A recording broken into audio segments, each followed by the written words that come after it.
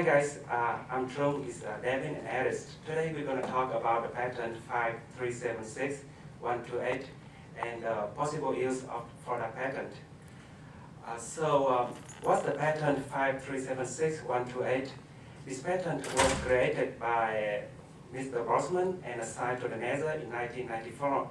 And the main purpose of this patent is about a device that can help people to use the prosthetic arms more easily and more effectively. And how does this device work? We can see in here we have a different step of the process, and according to the patent, the control systems is placed against the shoulder in order to capture the motion of the shoulders as well as the upper back movement. We call it like shrugs. So it can generate the movement to the wrist and fingers of the prosthetic, and then after receiving the movements, the signals is read by linearizer and converted to the linear functions that can use to determine the magnitude of the movements. And in the first step, the signals will be normalized compared to they call this sense body part. And in here we can see the discriminator.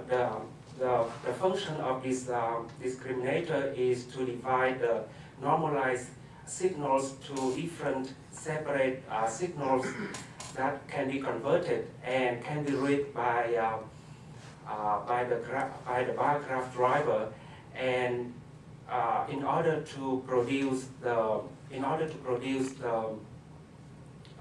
desired movements. It's the way how this device works. And then I will talk about the current use of this patent. Actually, currently this patent is used primarily in prosthetic area, and in here we can see that three patents, which is the main principle of the original patent. The first one is controlling external device through the nervous system.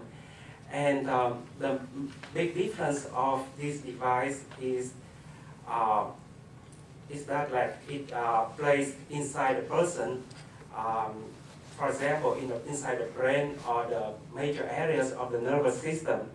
And the second patent describes the system that can receive the signal from the body movements in order to control the taking care equipments. We can understand the taking care equipment as any device that can help people to take care of their lives. For example, like the wheelchairs, home equipments, computer equipments, or taking care robots, and so on and so forth. And the final patent that I want to describe in here is about the system that can receive the signal from the human body and translate it to the via network. And so then those signals can be received by the other users of the network. As I described, we can see like this patent I use primarily in prosthetic areas. That's why we try to figure out the different way that we can apply this patent, and now it's a heading part. Thank you. All right, so when we started looking at this patent, we saw that it has some sort of, it needs an input to create an output, which sounds very simple, very straightforward. But we wanted to think a little bit further outside of the use. So instead of thinking of myoelectric as in terms of muscular skeletal movement, what we thought of is, we did a little bit of kind of backwards thinking here, a little bit of nonlinear thinking rather. And what we decided is to see if we could use this in an area of renewable energy. And so we started looking at different areas of renewable energy. And one of the things we noticed is that wind power is frequently underutilized. It's not very well researched as much as solar or some of the other methods. So what we did first is we went to the World Business Council for Sustainable Development, and we started looking at what do they do? Because this is a very large organization. As you can see, it is CEO-led. There's over 200 international companies that are a part of this, and there's about 65 other organizations that all link to this one organization, giving us a very large base of people to go to with this device. One of the things, they have a set of goals that they are trying to reach with all of the products that this organization enforces. One of the things is they incorporate the cost of externalities. Really, the big idea with the first one is they're trying to find ways that these negative externalities, things that, like pollution, things that we normally don't associate costs directly to, are then converted into costs within products to make for a better environment. As you can see, the other things as far as doubling out agricultural output, halting deforestation, is really all about doing more with less. And that's the big idea with those. And again, having carbon emissions, the improving of demand-side energy efficiency. And that really, that last one is really the one we started looking at, because we start to realize that in the world, there is more demand for energy than there is energy available. And there are certain parts of the world that really need the excess clean energy. And any kind of additional energy that can be provided will be more than welcome. Some of their Action 2020 business solutions, they have a lot of business solutions, a lot of goals they try to maintain, but all those goals link back to these solutions, and these solutions mean that any device that they support, it needs to be measurable, it needs to be scalable, it needs to be replicable, it needs to go beyond just business as usual, and it needs to be good for business, of course. And one of the things, when you look at all of those combined, you start to see that these costs need to be built into a device that is sustainable, is a device that can continuously be used, and something that can be innovated on later, even after our device has already been created. So when we look at sustainable energy, we realize that anything in the realm of sustainable energy really does meet the majority of these goals. We start looking at, of course, as I said before, wind turbines. Large turbines today are capable of producing up to 1.5 megawatts of energy. So in the 1980s, however, this was 75 kilowatts. So it has grown quite a bit in that amount of time. However, most of this growth in what they were able to do with using energy, or with creating energy rather, has all come from some very specific areas of the wind turbine. As you can see here, here's a picture of a wind turbine. As you can see the blades, this is what most people think of as a wind turbine. This is kind of the classic idea of one, rather. Really, you have all these different moving parts, but where the energy is mostly created is over here in the generator. It is the spin of this generator creating friction that creates the energy. And that's all done from the blades moving. So when they started looking, when we look at these turbines, one of the biggest problems is the shutoff speed. There is a speed at which these things have to shut down, so they don't burn out. There's also an issue with what is known as the Betz limit. And the Betz limit, it basically shows that only 59%, give or take, of the power created, of the wind speed, can be captured as energy. And there's also issues with kinetic energy reduction. I'll get into one of those. As you can see here, here's a graphic, and it really shows where that cutoff speed is. As you can see, there's a cutoff speed. There's the power of the wind, but only this much can actually be captured. It's such a small amount. So we have to really find something that can capture more power because there's so much lost. And here's another picture of our wind turbine. As you can see above there is really the equation that kind of comes out to using, or to what the power is created. And as you can see, it's just 1/2 of the capture area times the air density times the wind speed cubed. showing that the wind speed is really the main thing. It is the main thing creating power here. Of course, most wind turbines, when we think about it, these are massive things. These are things that are, towering above people in wind farms.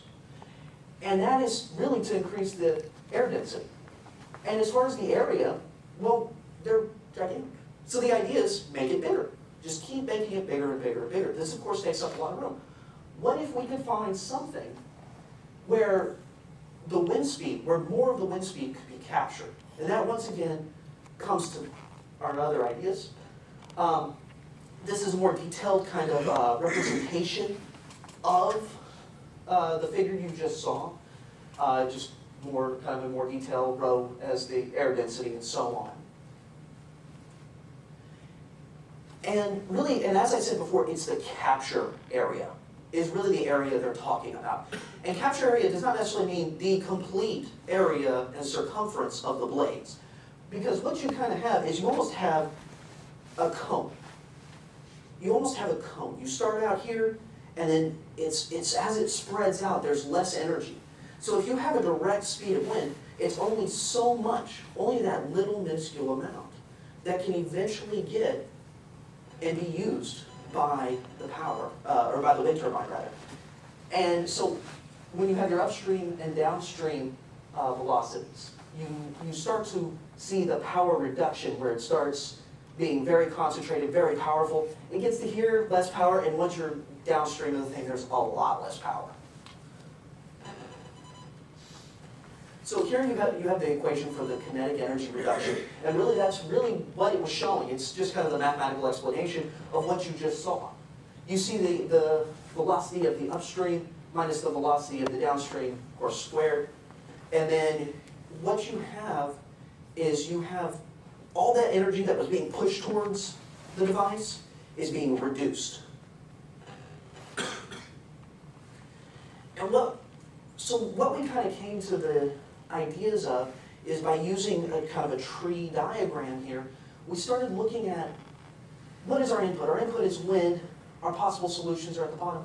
But we found, what are the three components? And we saw the three components as being capture area, velocity, and air density. And as you can see, there are different ideas here for as far as the primary problems and what are the areas directly affected.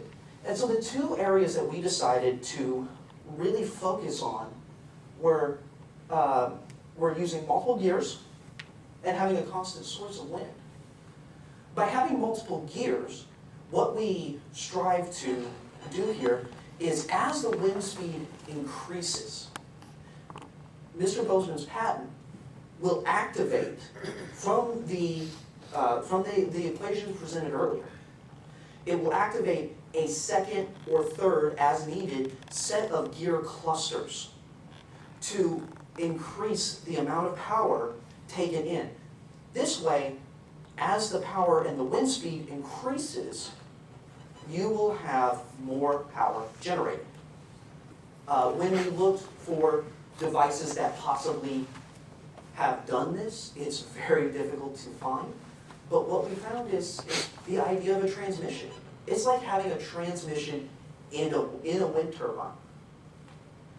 And there hasn't been any real research into this area.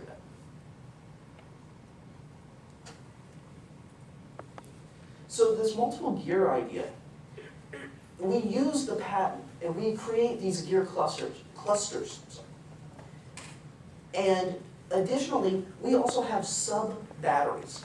These sub-batteries so that if, in the case of too much power being created, to prevent an overcharge. They will reroute to sub-batteries, and then will later go back towards the main battery. And if needed, in case of extreme winds, the braking system can still be activated, and activated with this patent instead of having any kind of external piece to the wind turbine that could possibly break from an extreme wind.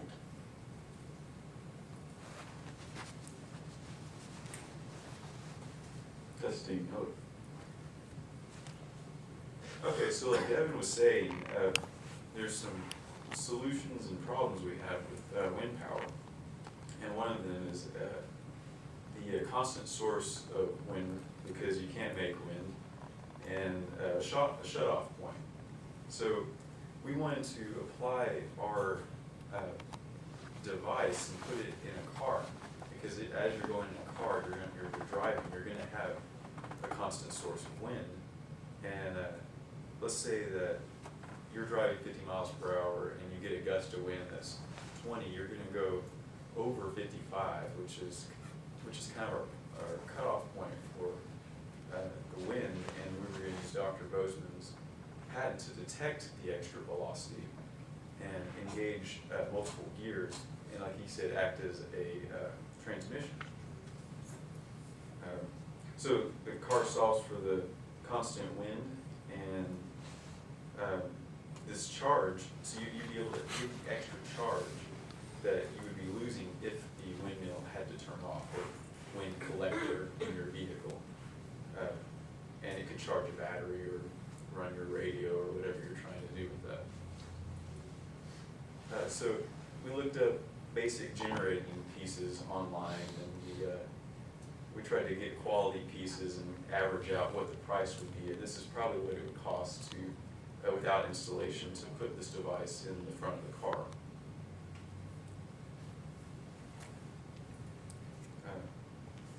So we obviously don't produce cars, so we would need some strategic partnerships with this group.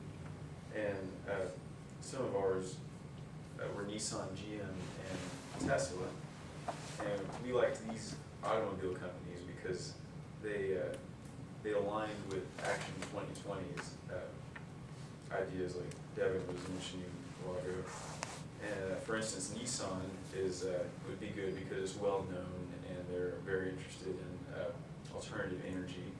GM would probably appreciate some kind of a positive image change at this moment, that maybe some kind of clean energy windmill on the side of your car would help. And Tesla is a very good company because they focus on making very energy efficient cars and constantly just quality electric cars is what they're producing. Outside of the automobile industry, we thought the UPS might be a good idea because they have thousands of vehicles constantly transporting packages and mail, and fuel cost for that is probably incredible. And if you could even take that down by just a percentage, that would be an exponential saving of money. Other partnerships we were considering is maybe large retailers, because they too have delivery trucks constantly going, and maybe somehow get involved with their, some Walmarts have an auto shop that you can go into. Maybe they could be involved in selling, installing, or repairing these hard style windmills.